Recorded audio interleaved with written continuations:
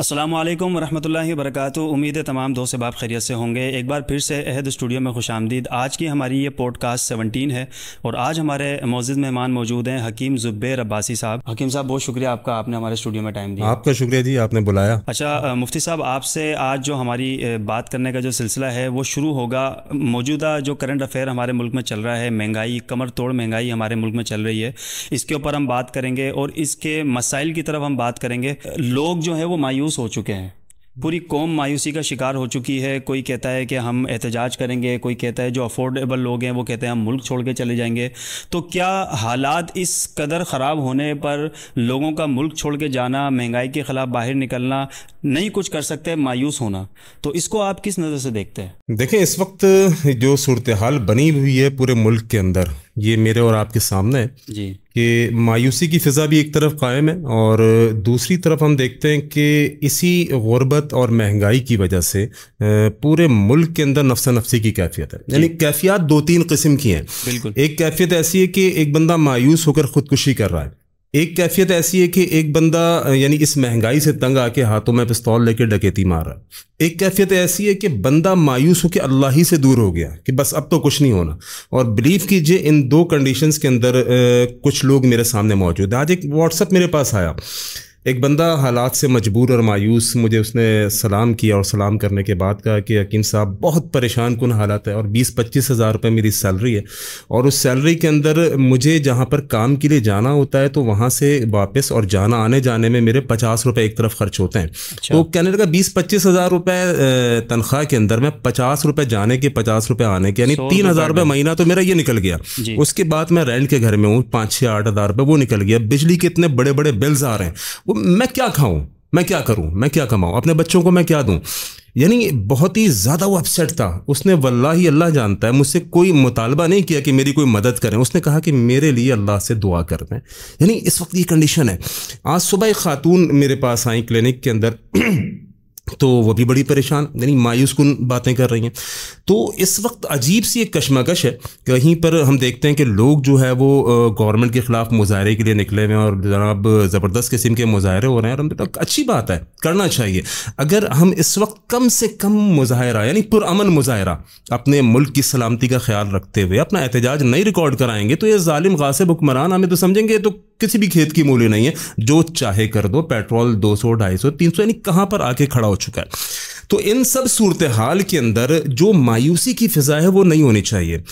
بعض لوگ پریشان ہیں، یعنی تھوڑے دنوں پہلے میں نے ایک کلپ دیکھا تھا، ایک عورت نیٹی جیٹی پل سے اپنی معصوم بچی سمیت کود کے اس نے خودکشی کرنے کی کوشش کی، اللہ نے زندگی رکھی تھی، بچ گئی۔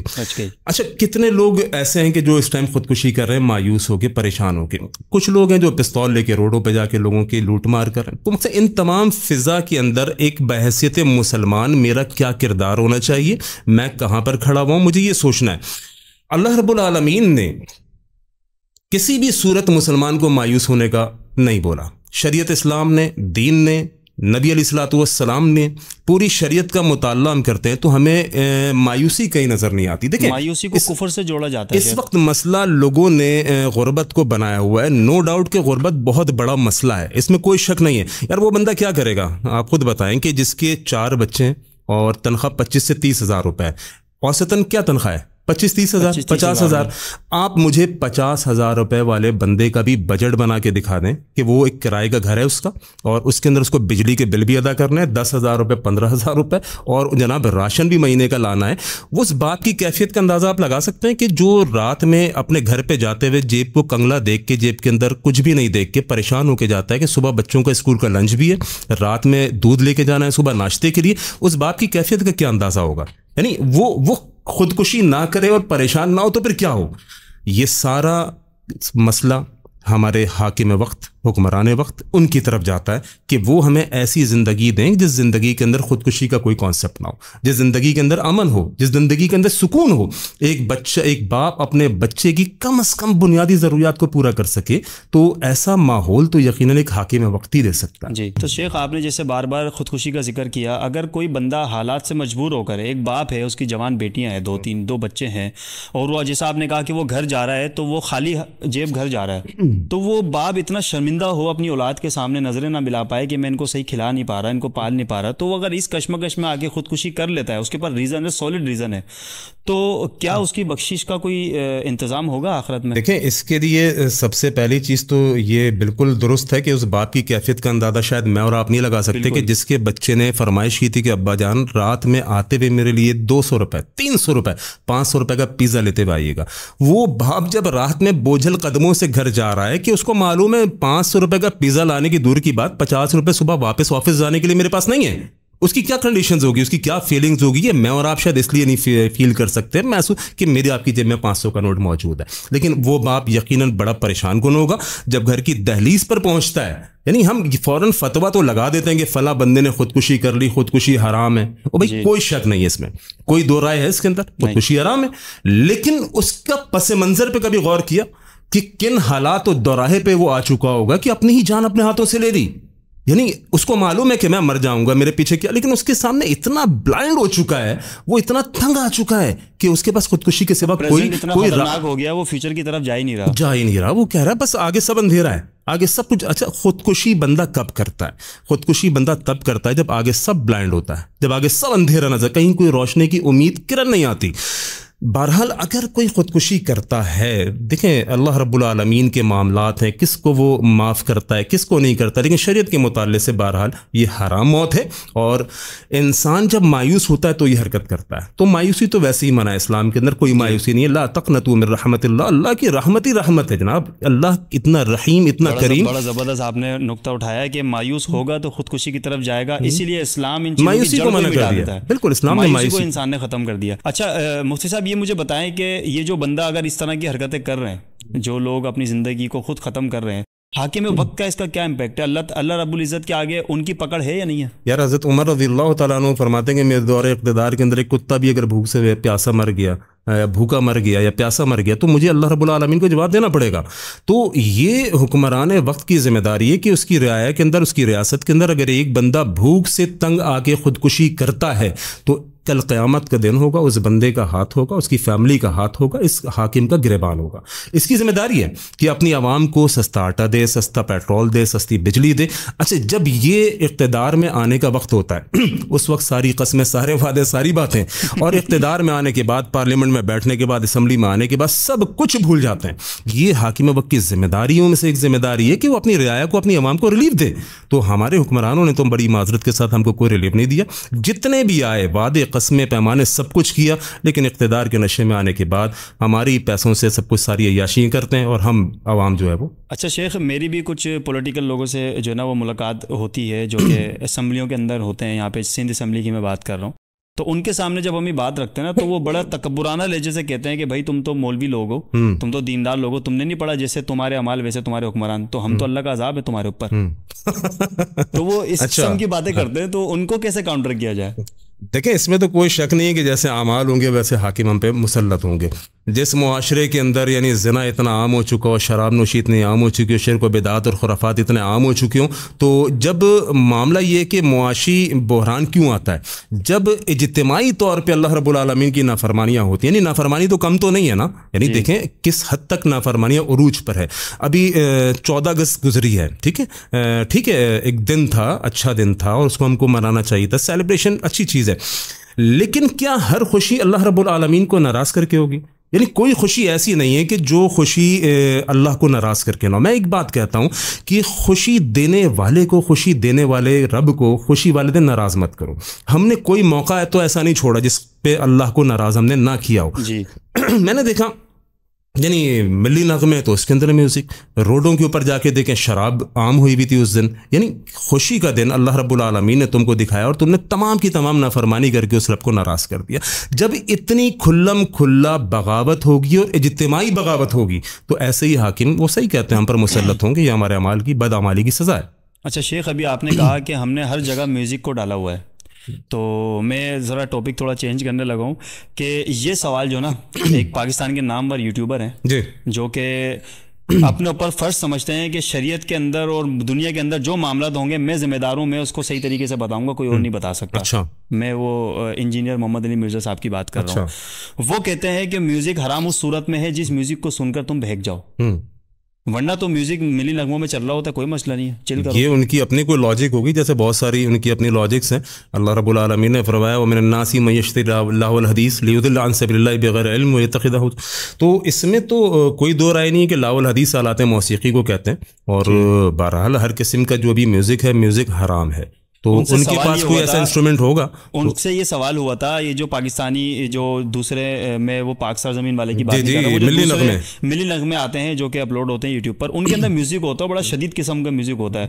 اور میرے خیال سے میں بھی تھوڑا آڈیو ایڈیٹنگ کو سمجھتا ہوں کہ کوئی بھی ایسے آلات نہیں ہے پیانو ڈب جو اس میں نہ ہو.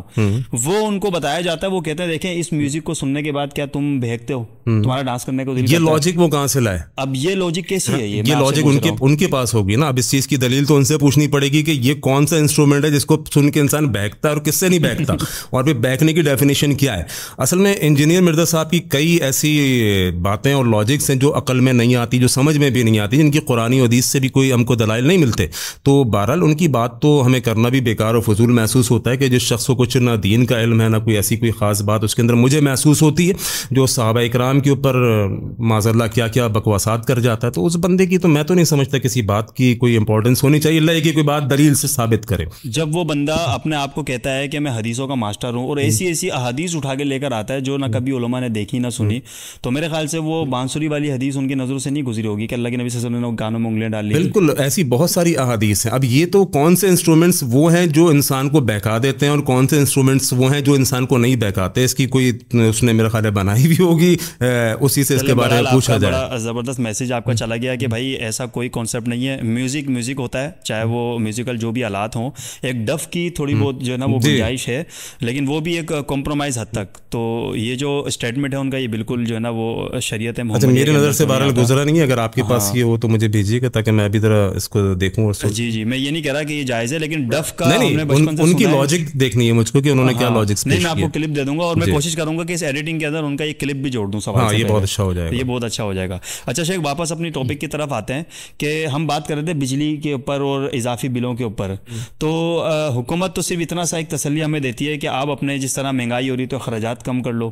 تو اسی طرح حکومت ہمیں یہ مشورہ بھی دیتی ہے کہ بجلی کا بل زیادہ آ رہا ہے تو اپنے گھر کی اکوپمنٹ جو ہے اس میں کمپرومائز کریں. سارے کمپرومائز ہم کریں، انہوں نے کچھ نہیں کرنا، ہم نے ان کو بٹھا لیا، اس سے بڑا کمپرومائز ہم کیا کر سکتے ہیں.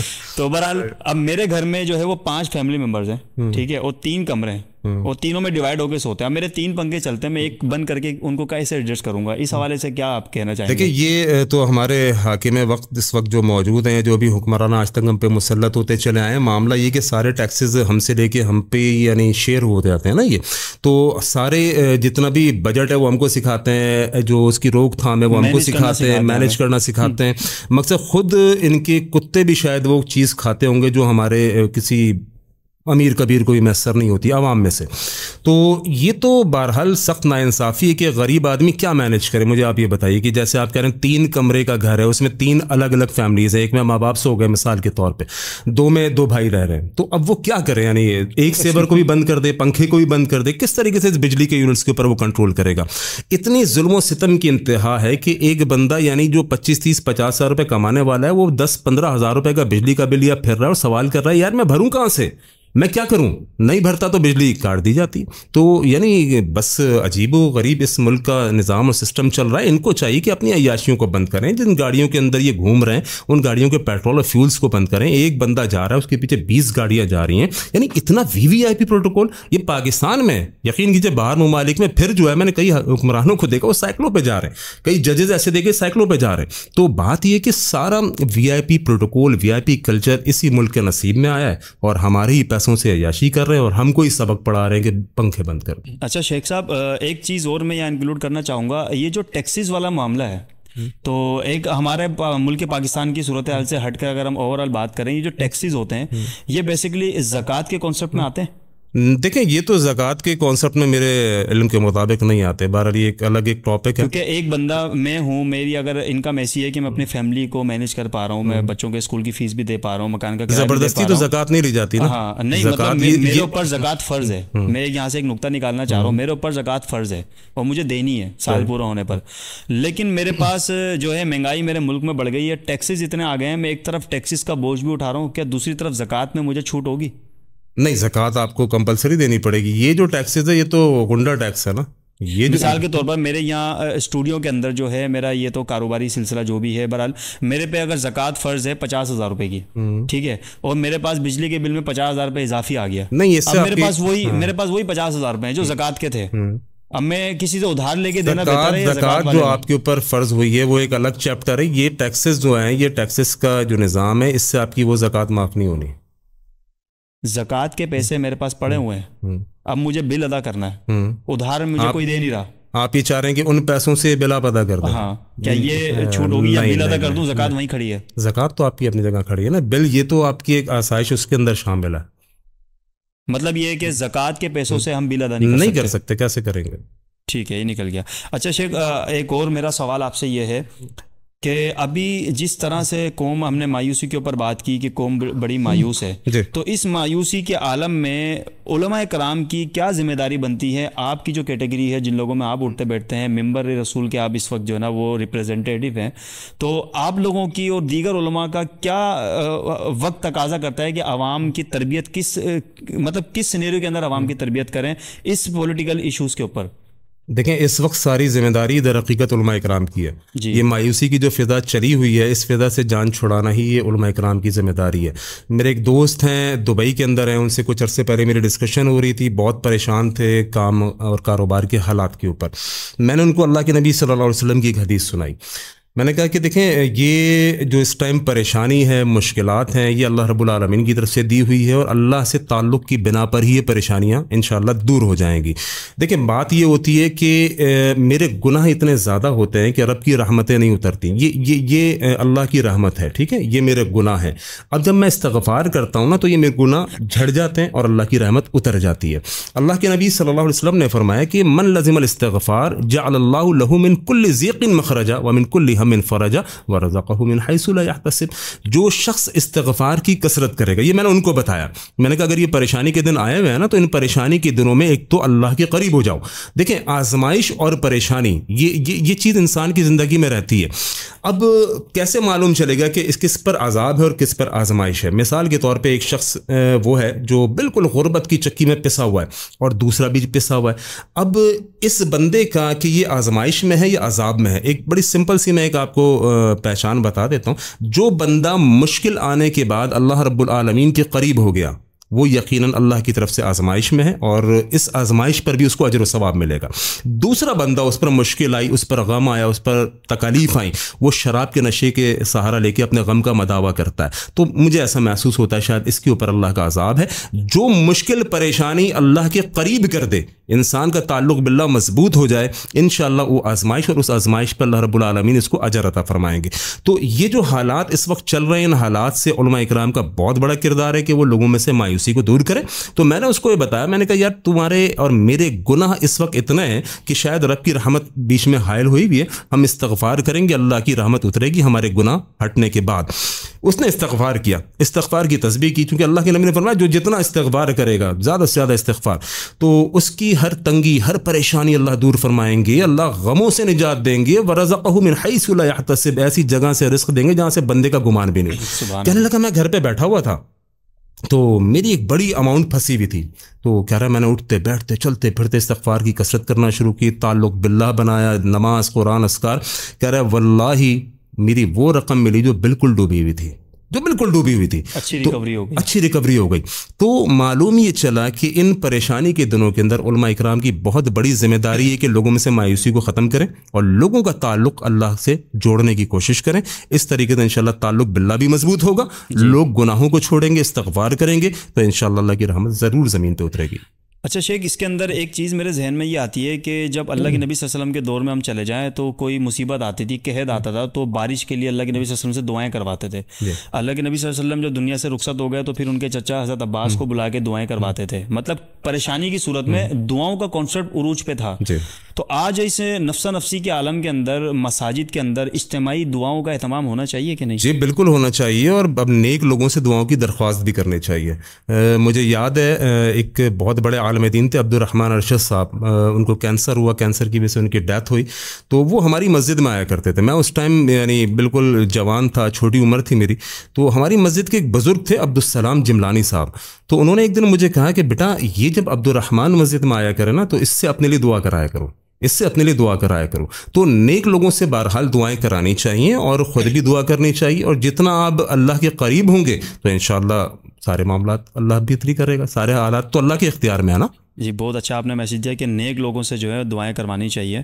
اب مسئلہ یہ ہے کہ نیک لوگوں کو ڈھونڈے کہاں, نیک لوگوں کو ڈھونڈے کہاں. یہ ایک کلپ پچھلے دنوں میں نے بنایا تھا, تو اس کے اندر میں نے ایک حدیث کا حوالہ دیا تھا, ریفرنس دیا تھا. میں نے کہا دیکھیں, جس بندے کی وہ نظر لگ چکی ہو, نظر جو ہے نا وہ بہرحال جادو سے بھی زیادہ خطرناک ثابت ہوتی ہے. بعض دفعہ لوگ جادو سمجھتے ہیں, بلیک میجک, کالا جادو, فلاں جادو, تو بعض دفعہ نظر جادو سے زیادہ خطرناک ہوتی ہے. تو میں نے کہا کہ اللہ کے نبی صلی اللہ علیہ وسلم کی حدیث سے معلوم چلتا ہے کہ اگر آپ کو نظر لگ گئی ہے تو جس بندے کی نظر لگی ہے نا اس کے پاس آپ جائیں اور جا کے اس کو کہیں کہ اس کے غسل کا بچا ہوا پانی, وضو کا بچا ہوا پانی وہ آپ کو دے اور وہ آپ اپنے اوپر ڈال لیں.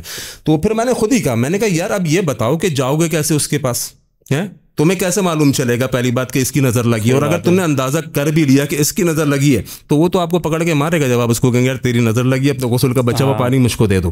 تو نیک لوگوں کا ڈھونڈنا بہرحال یہ ایک مشکل کام ہے آج کے دور کے اندر خصوصی طور پہ, لیکن بہت سارے اللہ والے موجود ہیں, بہت سارے اللہ والے موجود ہیں آج کے دور میں بھی, جن کے پاس آپ جائیں, ان کی صحبت کو اختیار کریں, ان سے اپنے لیے دعا کا کہیں اور ان سے دین کا علم بھی سیکھیں. اچھا یہ نظر کی آپ نے بات کی نا, آج سے 1.5-2 سال پہلے نا میرا بڑا کچا عقیدہ تھا, ایمان تھا اس کے اوپر کہ نظر کسی اور کی نہ, کیونکہ اللہ تعالیٰ غفور الرحیم ہے, کسی اور کے غلط نظر سے اللہ تعالیٰ مجھے کیوں تکلیف دے گا. تو میرا یہ ایک غلط کانسیپٹ تھا, الحمدللہ دور ہو چکا ہے. میرا بیٹا ایک چھوٹا نا, ابھی 3 سال کا ہے, تو جب وہ 2 سال کا تھا نا تو ایک دفعہ ایسا ہوا کہ وہ اپنی نانی امی کے گھر گیا ہوا تھا. تو وہاں سے جب وہ واپس آیا 2-3 دن کے بعد, تو میں اس کو کافی جو نا مطلب غور کے دیکھ رہا تھا, مجھے بڑا پیار آ رہا تھا اس کے اوپر, اور میری طبیعت اس وقت مجھے 102 غالباً 103 مجھے بخار تھا, ڈرپ لگی ہوئی تھی. تو وہ پورے گھر والوں سے ملا سب سے, لیکن میں اس کو پکڑ نہیں سکتا تھا. میں نے کہا مجھے بخار ہے, اور آپ کو پتہ ہے کرونا وغیرہ کا سلسلہ تھا اس وقت. تو میں نے جو نا اس کو دور دور سے دیکھ رہا ہوں صرف میں. اب وہ کھیلتے کھیلتے اچانک کیا ہوا, وہ نیچے گر گیا, نیچے گرا وہ کسی چیز سے ٹکرا کے, اور اس کو وومنٹ شروع ہو گئی, الٹیاں شروع ہو گئی اس کو. تو تقریباً 15-20 منٹ کے اندر وہ بالکل بیڈ پہ لیٹ گیا, آنکھیں اس کی اتنی سی کھل رہی ہیں, پورا گھر اس میں پریشان. اب والد صاحب ہیں وہ تھوڑا سا حوصلہ ان کے اندر زیادہ ہے, تو انہوں نے کسی ڈاکٹر یا کوئی دوائی دینے سے نہیں کہا, انہوں نے کہا اس کو نظر لگی ہے. تو بہرحال پورے گھر سے انہوں نے وضو کا پانی کروایا, پانی جمع کروایا, اس کی کمر پہ ڈالا, نہیں سیٹ ہوا. وہ میرے پہ کسی کا شک ہی نہیں کیا. اچھا نہیں, ایک تو باپ ہے, اوپر سے آلریڈی میں بستر پہ ہوں, میرے ڈرپ لگی ہوئی ہے, تو میرے پہ کسی کا شک ہی نہیں کیا. میں نے خود ہی ہمت کی, کافی مشکلوں سے ہمت کی, سردی کے دن تھے. میں اٹھا, میں نے سوئی اپنی نکالی, اور جو نا میں خاموشی سے گیا, وضو کیا, اور میں نے وائف کو دیا, میں نے کہا پانی ڈال دو. اب یقین کریں وضو کر کے جب انہوں نے پانی ڈالا نا, میں ٹاول سے فیس واش کر کے واپسی اپنی جگہ پہ آ رہا تھا, وہ ماشاءاللہ کھیل رہا تھا. اللہ اکبر, یہ زندہ میرے گھر کی مثال. تو اس وقت میں نے اگلے دن ہی میں نے جو نا مطلب اسی وقت ارادہ کر لیا تھا کہ یار یہ نظر کا کانسیپٹ باقی, اور یہ بھی اس سے معلوم چلا ہے کہ نظر اپنوں کی بھی لگ جاتی ہے. نظر جو ہے نا وہ ضروری نہیں ہے کہ کسی حاسد کی لگے. آپ نے کوئی چیز دیکھی ماشاءاللہ نہیں گئی, وہ صحابی جو گئے تھے اور جا کے انہوں نے ماشاءاللہ نہیں کہا, ماشاءاللہ کہہ رہا تھا اس کے اوپر, اس کے باوجود اس کی طبیعت خراب ہوئی. بس یہ دیکھیں نا, اس سے معلوم یہ چلتا ہے کہ نظر اپنوں کی بھی لگتی ہے, نظر باپ کی بھی لگتی ہے, قریب سے قریب رشتہ دار کی بھی لگتی ہے. تو بہرحال یہ ایک چیز ہے, اللہ رب العالمین ہم سب کو حاسدین کی حسد سے محفوظ فرمائے. اس کے بعد یہ ہو چکا ہے, بچوں کو نظر لگتی ہے, پورا گھر ہمارا جو ہے وضو کا پانی ڈالتا ہے. پورا گھر آپ کے پاس تو نہیں آ جاتا, سیٹ ہو جاتا نہیں, ہمیں ایک جوائنٹ فیملی ہے نا ہماری, جوائنٹ فیملی ہے, تو ہم ڈالتے ہیں. تو بعض اوقات اکثر میری ہی نظر زیادہ لگتی ہے, اور میری والدہ مجھے, میں کبھی اپنے بیٹے کو گھور کے دیکھتا ہوں نا, زیادہ پیار کرتا ہوں, وہ چھین لیتی ہے مجھ سے, وہ کہتی ہے تو چھوڑ دے, تو جا. تو مطلب یہ ہے کہ نظر کے اوپر میرا عقیدہ اتنا مضبوط ہو چکا ہے کہ نظر لگتی ہے. جو چیز قرآن و حدیث سے پروفڈ ہے وہ ہم کریں گے نا, جو چیز قرآن و حدیث. اسی کے بعد سے ثقیل بھائی بھی جانتے ہیں, میں نے بچے کی تصویریں بھی اپلوڈ کرنا چھوڑ دی. بہت اچھا. بیچ میں ایک انسیڈنٹ ہوا تھا, وہ بڑی زبردست طریقے سے آیت الکرسی پڑھ رہا تھا, 18 مہینے کا تھا, تو میں نے اس کی وہ ریل بنا کے فیس بک پر لگا دی. وہ 2 سے 3 دن کے اندر ہی وہ اتنا مطلب اس کو فیبرائل فٹس پڑے اس کو بخار میں, تو ماڈرن ہاسپٹل میں 14 دن وہ ایڈمٹ رہا. تو میں نے سارا اس کا ڈیٹا ڈیلیٹ کیا, اور جب سے اب تک میں نے اس کی کوئی تصویر نہیں لگائی, الحمدللہ وہ بہتر ہے. تو یہ بھی تو ابھی ایک مسئلہ چل رہا ہے نا, ہم فوراً بچوں کی تصویریں یہ سب کچھ لگا رہے ہوتے ہیں, اب اس میں کس کی نظر لگتی ہے. مطلب یہ میرا یہ اتنا بیڈ ایکسپیرینس رہا ہے. وہ 14 دن ہاسپٹل میں رہنے کے باوجود بھی, بقرعید کے اوپر میرا قربانی کا جانور بڑا خوبصورت تھا, تو اس کے ساتھ میں نے اس کی ایک اور تصویر بنا کے ڈال دی تھی, وہ پھر بیمار ہو گیا, وہ پورے گھر سے مجھے ڈانٹ پڑی. یعنی آپ کی باتوں سے تو بہت ساری چیزیں بہرحال میرے خیال ناظرین کو بھی سمجھ آنا شروع ہوئی ہوگی. بات کی نا, میں اس کے اوپر کہہ رہا ہوں کہ میرا تو اس پہ اتنا پکا ایمان ہو گیا ہے کہ میرا بچہ اگر خوبصورت لگے گا, مجھے پتا ہے میں اس کی تصویر ڈالوں گا, وہ بیمار ہو جائے گا, مجھے یہ ڈر بیٹھ گیا زندگی بھر کے لیے. بہرحال یہ چیز ہے, بچوں کو جو ہے نا نظر میرا خیال ہے بڑوں سے زیادہ آسانی سے لگ جاتی ہے. بعض اوقات اوقات لوگ بولتے ہیں نا کہ بھائی ماشاءاللہ کہہ رہا ہوں میں، تو ماشاءاللہ تو میں بھی کہہ رہا تھا، تو ماشاءاللہ کہنے کے باوجود بس اللہ کی طرف سے جو چیز تقدیر میں لکھی ہوئی ہے اسے کوئی ٹال نہیں سکتا. اچھا اس کے اوپر وہ ایک حدیث ہے اس کے اوپر، وہ ایک صحابی جو ہے وہ نہا رہے تھے. جی بالکل، وہ ذرا بتائیں. یہ جو میں نے آپ کو واقعہ ابھی بتایا یہی واقعہ ہے. اس صحابی نے جب نہایا تو نہاتے ہوئے دوسرے صحابی آیا نا، نام میرے ذہن میں ابھی ان کا نہیں آ رہا ہے، تو جن صحابی کو دیکھا، جن کو نظر لگی، تو وہ غسل خانے میں ہی گر گئے. تو ان کا بیٹا جو ہے وہ اللہ کے نبی صلی اللہ علیہ وسلم کے پاس گیا اور کہا کہ ایسے میرے والد کی طبیعت تو خراب ہوئی ہے. تو اللہ کے نبی صلی اللہ علیہ وسلم نے ان صحابی کو طلب کیا اور کہا کہ تو نے اپنے بھائی کے ساتھ ایسا کیا؟ تو یعنی ماشاءاللہ نہیں کہا، نظر ان کی لگ گئی ان کو. تو یعنی ان کے جسم کی انہوں نے خوبصورتی بیان کی تھی. تو اللہ کے نبی صلی اللہ علیہ وسلم نے ان سے پھر غسل کا بچا ہوا پانی مانگا، وہ ان کے اوپر ڈالا گیا، تو اس کے بعد اللہ نے ان کو صحت و تندرستی عطا کی. تو اس لیے علماء نے کہا کہ جب کوئی چیز خوبصورت لگے، کوئی چیز ایسی لگے، تو اس کے لیے ماشاءاللہ کہیں، ایک بات. دوسری، اپنی چیزوں کو چھپانا سیکھیں، اپنی خوشیوں کو چھپانا سیکھیں. یہ عجیب سی ایک بات آپ کو لگ رہی ہوگی، لیکن بہرحال بہت ساری چیزوں سے میں نے اخذ کیا ہے نتیجہ کہ اپنی خوشیوں کو آپ چھپا رہی تھی. دیکھیے یوسف علیہ السلام نے جب خواب دیکھا تو کس سے چھپایا؟ اپنے بھائیوں سے. اور کہا کہ اس نے والد نے کہا نا کہ اس کو اپنے بھائیوں کو مت بتانا. تو معلوم چلا کہ نظر قریب سے قریب لوگوں کی بھی لگ جاتی ہے. آپ کے جو قریب، دیکھیں کچھ نہیں معلوم کہ کون حاسد ہے. اچھا نظر لگتی بھی حسد جو ہے نا وہ قریب لوگوں کا ہوتا ہے.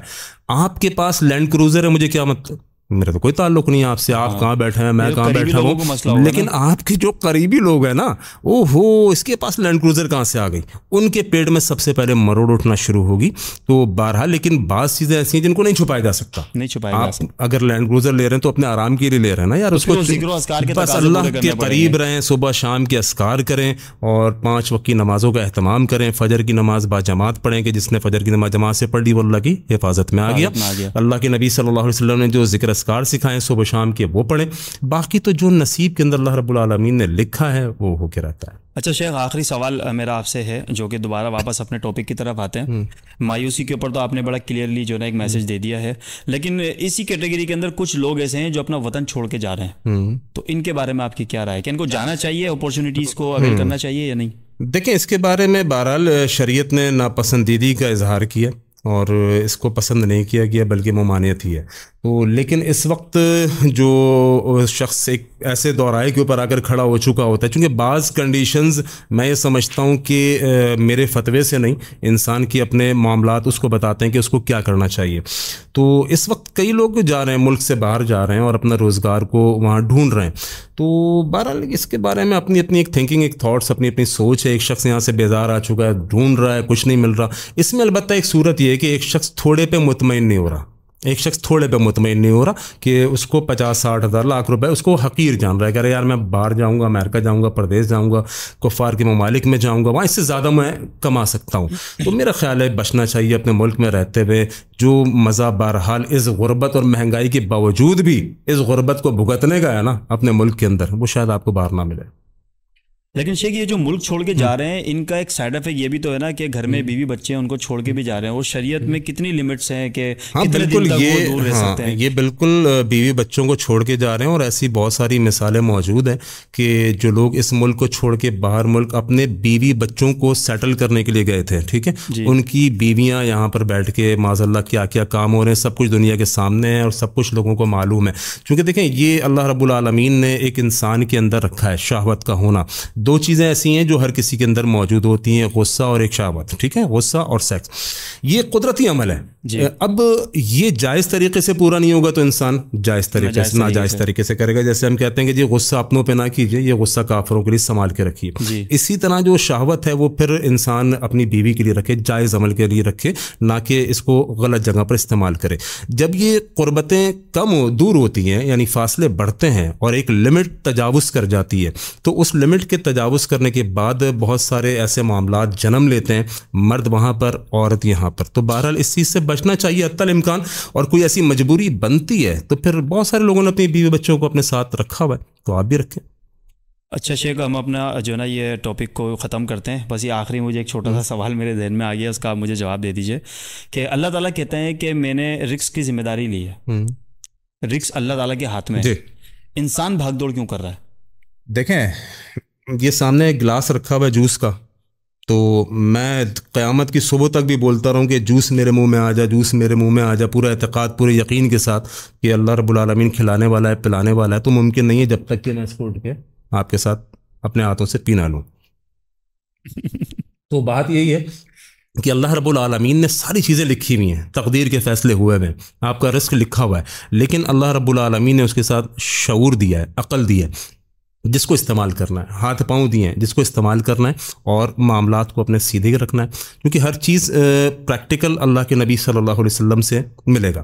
اللہ کے نبی صلی اللہ علیہ وسلم، صحابہ اکرام، انہوں نے اپنے روزگار کے لیے کوششیں کی ہیں اور بلکہ اس کو عبادت قرار دیا ہے۔ ایک صحابی جا رہے تھے تو جہاد کے اوپر اللہ کے نبی کے ساتھ صلی اللہ علیہ وسلم، تو راستے میں دیکھا کہ ایک بندہ جو ہے نا وہ محنت مزدوری کر رہا ہے، اچھا تھا بھی پہلوان، طاقتور قسم کا وہ صحابی تھا، تو ان صحابی نے رش کر کے کہا کاش یہ بندہ اپنی ایفرٹس جہاد کے رستے میں لگا دیتا۔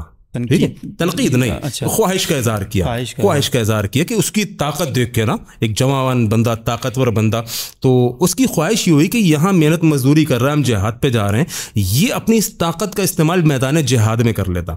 خواہش کا اظہار تھا۔ اللہ کے نبی صلی اللہ علیہ وسلم نے فرمایا اگر یہ اپنے بیوی بچوں کے لیے رزق حلال کما رہا ہے تو یہ جہاد کر رہا ہے، اس کا یہ جہاد ہے۔ تو بات یہ کہ یہ اللہ رب العالمین نے انسان کی فطرت میں رکھا ہے کہ اس کو کمانا ہے اپنے بیوی بچوں کے لیے، یہ بھی حلال ترین عبادت ہے۔ اچھا، تو اس میں دوسری کیٹیگری بھی آئے گی نا، ایک تو ہوتا ہے کمانا ضرورت کے مطابق، جی، ایک ہوتا ہے عیاشیاں پوری کرنا۔ ہاں، یہ تو ابھی تو خیر ہم جس دور کے اندر جا رہے ہیں، تو یہ جو باہر جانے کا بھی جو آپ نے ٹاپک چھیڑا یا دیگر جتنے بھی معاملات ہو رہے ہیں ان میں زیادہ تر عیاشی ہی سامنے آ رہی ہے، کیونکہ دیکھیں ضروریات محدود ہوتی ہیں، ضروریات محدود ہوتی ہیں، خواہشات لامحدود ہوتی ہیں۔ جتنی بھی معاملات کو ہم دیکھتے ہیں، اللہ کے نبی صلی اللہ علیہ وسلم اس ٹائم معاشی تنگی، معاشی بحران کا شکار ہیں، اور اسی کا شکوہ میرے خیال ہم نے پورے اس پروگرام کے اندر ہم نے کیا ہے۔ اگر یہ دنیا اللہ رب العالمین کو اتنی پسند ہوتی، اللہ رب العالمین کو اتنی عزیز ہوتی، تو میرا نہیں خیال کہ اللہ کے نبی صلی اللہ علیہ وسلم پیٹ پر 2 پتھر باندھتے، یعنی اللہ کا نبی ہاتھ اٹھاتے اور اللہ رب العالمین پوری دنیا اللہ کے نبی صلی اللہ علیہ وسلم کے آگے لا کے ڈھیر کر دیتا، احد پہاڑ کو سونے کا بنا دیتا۔ لیکن اللہ کے نبی صلی اللہ علیہ وسلم فاقے سے، ان کے بیوی بچے فاقے سے، کئی دن گھر میں چولہا نہیں جلا۔ یہ اس بات کو میرے اور آپ کے لیے لیسن ہے کہ لقد کان لکم فی رسول اللہ اسوۃ حسنہ خالی ربیع الاول میں حلوے کھانے کے لیے نہیں آئی، اللہ کے نبی کی کل زندگی سیرت ہے، آپ کی کل زندگی ماڈل، ایگزامپل اور نمونہ ہے کہ جس طرح اللہ کے نبی نے زندگی گزاری ہے وہ میرے آپ کے لیے مشعل راہ ہے، نمونہ ہے۔ اللہ کے نبی صلی اللہ علیہ وسلم یا صحابہ کرام دنیا کے پیچھے نہیں بھاگے، اور انہوں نے اپنی ایک زندگی کو، اپنے لائف سٹائل کو ایک محدود رکھا ہوا تھا۔ تو ہم نے جب سے اپنے لائف سٹائل کو کھلی چھوٹ دی ہے تو پھر خواہشات تو پھر لامحدود ہوتی ہیں، اور انہی خواہشات کو پورا کرتے کرتے انسان قبر کے اندر چلا جاتا ہے، دنیا ختم ہو جاتی ہے، آخرت کا حساب شروع ہو جاتا ہے، پھر یہاں جو کچھ کیا ہوتا ہے ان سب کا حساب دینا پڑتا ہے۔ جی بہت شکریہ شیخ مفتی زبیر عباسی صاحب ہمارے ساتھ موجود تھے، بڑی زبردست انہوں نے گفتگو کی، پیغام دیا، مایوسی کو جو ہے نا قوم کی مایوسی کے اوپر انہوں نے اپنا جو بھی موقف تھا وہ پیش کیا۔ آخر میں ایک بات میں کہوں گا، جیسے میں لاسٹ میں ہم نے ڈسکشن کی ہے کہ رزق کا وعدہ اللہ تعالیٰ نے کیا ہے، تو بہت سارے لوگ یہ شکایتیں کرتے دکھائی دیتے ہیں کہ رزق کا وعدہ اللہ نے کیا ہے تو پھر ہمارا رزق کہاں ہے۔ تو ایک چھوٹا سا میسیج ہے، اللہ تعالیٰ نے رزق کا وعدہ کیا ہے، خواہشات کا پورا کرنے کا وعدہ اللہ تعالیٰ نے نہیں کیا۔ اللہ تعالیٰ نے پیٹ بھرنے کا وعدہ کیا ہے تو دنیا بھرنے کا وعدہ نہیں کیا۔ اسی کے ساتھ اجازت دیجیے، اگلی ویڈیو میں پھر ملاقات ہوگی۔ اللہ حافظ۔